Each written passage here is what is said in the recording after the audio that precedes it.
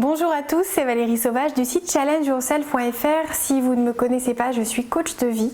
Je vous prépare en général sur ma chaîne des vidéos à thème qui vont parler du regard des autres, de la confiance en soi, des techniques pour gérer son stress ou ses émotions. Et là, j'ai lancé une nouvelle rubrique.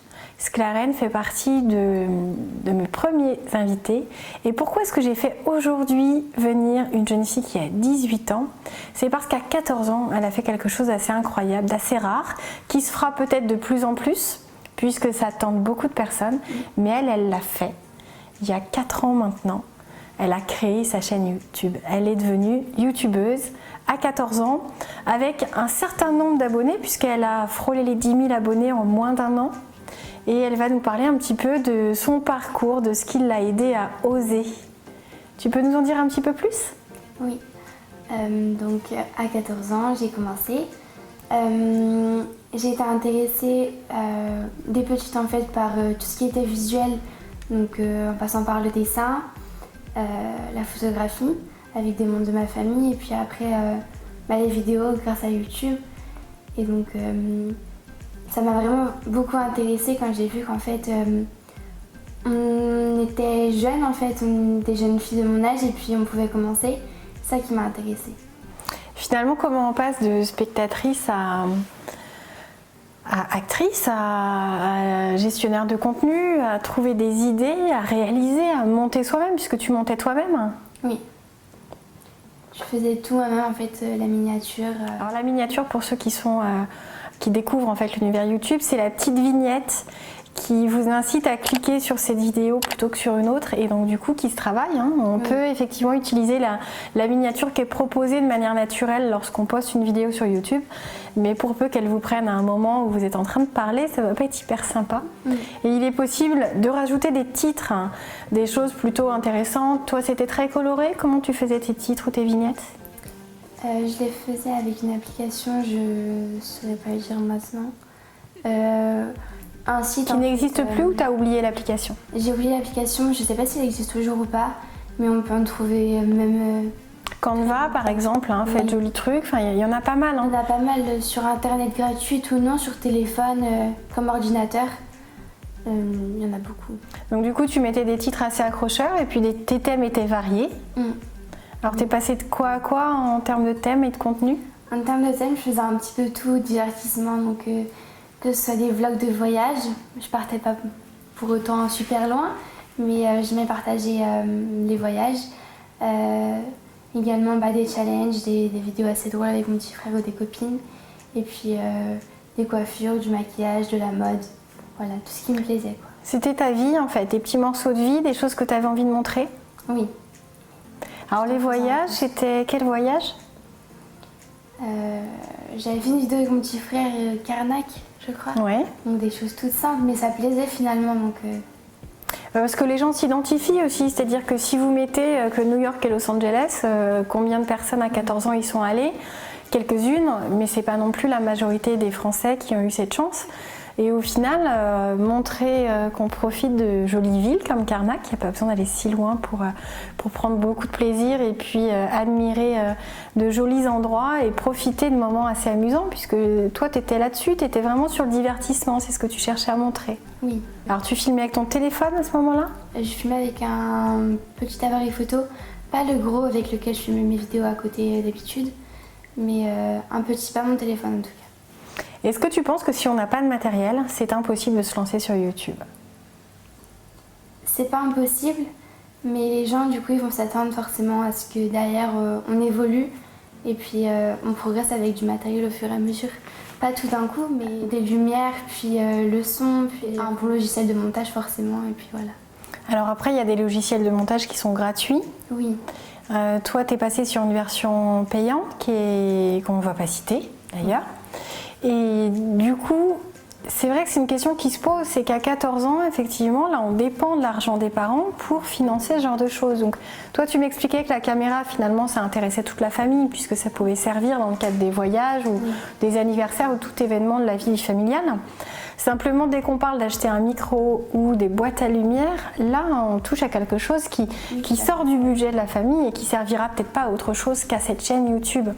Donc inciter ses parents à acheter ça, ça devient peut-être plus compliqué. Est-ce que toi, ils t'ont proposé d'acheter? De me les offrir? Oui. Pas forcément. Pas forcément parce qu'ils me disaient que je n'en avais pas forcément besoin. Je pense qu'ils ne se rendaient pas aussi compte de ce que c'était vraiment YouTube, que ça évoluait forcément. Et donc voilà. Alors on est en 2019, c'était quand tu avais donc 14 ans, donc en 2015, c'était? Par là. Voilà, 2015 à peu près. Ouais. Et du coup, YouTube était déjà bien lancé, mais effectivement, ce type de phénomène, comme on a avec des youtubeurs, des influenceurs maintenant extrêmement présents, c'était pas aussi remarqué par le grand public. Je crois que les youtubeurs avaient senti ce qui se passait, puisque eux voyaient cette évolution que tu as vue à moindre échelle, parce que passer de 0 à 10 000 abonnés ou pas loin, c'est déjà énorme. Mais il y en a qui sont à 1 million, 2 millions, 3 millions, sans être des stars, sans être des gens qui ont fait autre chose avant. Ça ne veut pas dire que ça n'est pas du travail, c'est un travail incroyable, monstrueux, titanesque que d'avoir une chaîne YouTube. Beaucoup font tout eux-mêmes, c'est-à-dire que de la réalisation, l'achat, le financement de tout le matériel jusqu'au montage à la publication, donc c'est un vrai boulot. Il y en a pour qui ça devient un business et donc du coup ils ont les moyens d'avoir des monteurs ou une équipe. Ils en vivent aussi certains. Tu les envies? Non, ils en vivent eux. Ah, ils en vivent. YouTube, donc, complètement, certains en vivent. Donc il y a cette quête de certains de devenir youtubeurs pour le côté financier, puisqu'on entend parler de certaines sommes, forcément on cite les sommes qui font le plus rêver et qui sont des fois énormes, mais on oublie tout ce travail qu'il y a derrière, et puis tous ceux qui finalement y consacrent un temps fou, font une centaine, 200, 300 vidéos et qui plafonnent à 20 vues, 30 vues, c'est assez décourageant finalement. C'est un effort, un engagement. Je pense qu'il ne faut pas le faire que pour les retombées, pour les retours. Il faut se faire plaisir. Oui. Et si en récompense il y a ça en plus, alors là c'est la cerise sur le gâteau. Oui. C'est comme ça que tu l'as vu toi? Oui. Ça fait un petit moment qu'on discute de ces interviews et du coup tu m'as dit que tu pensais à réouvrir ta chaîne, à refaire des vidéos. C'est un scoop. Vous le savez en avant, vous pouvez vous abonner. Sa chaîne c'est Just Me. Parce qu'elle a commencé, elles étaient 2 copines et puis après la vie a fait que. Et en tout cas, tu t'es retrouvée donc à faire des contenus seule. Oui. D'où le terme de Just Me. Donc n'hésitez pas à aller voir.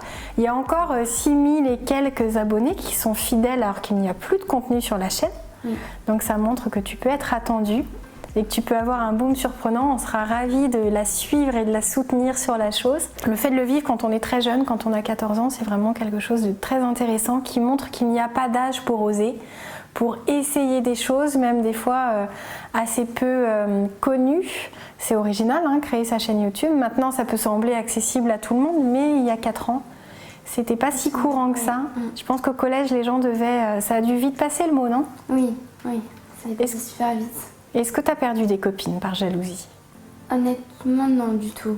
Les copines que j'avais sont maintenant forcément le collège jusqu'à l'après-lycée, on voit plus les mêmes personnes. Mais à ce moment-là, non, j'avais perdu aucune copine à cause de YouTube, si on peut dire ça comme ça. Donc tu as eu que du positif, toi vraiment t'en gardes un souvenir extrêmement positif? Oui, je garde que du bon de YouTube.